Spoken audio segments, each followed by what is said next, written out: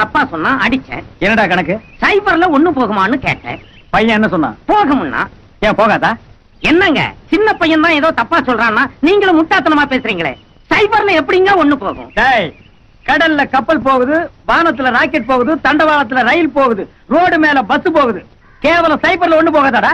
எதுல எது போனாலும் சைபர்ல ஒண்ணு போகாதுங்க. இது வெள்ளக்காரன் கணக்கு, உங்களுக்கு புரியாது. பார், மலைக்கு கூட நான் பள்ளிக்கூடத்துல ஒதுங்கினது இல்ல. சைபர்னா என்ன, ஒண்ணுன்னா என்ன, விளக்கு. அப்படி கேளுங்க. இத பாருங்க, இதுதான் சைபர், இதுதான் ஒண்ணு. இது சைபர், இது ஒண்ணு. ஆமாங்க. உன் கணக்கு என்ன?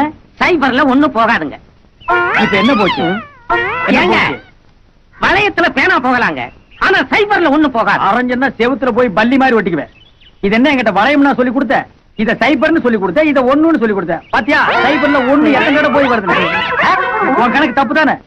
இப்ப புரிஞ்சுக்கடா. இந்தியாவில ரெண்டே அறிவாளிங்க. ஒண்ணு ஜிடி நாயுடு, இன்னொன்னு இந்த தர்மலிங்க. பையன் எத்தனை அடி அடிச்ச? 4 அடி அடிச்சாங்க.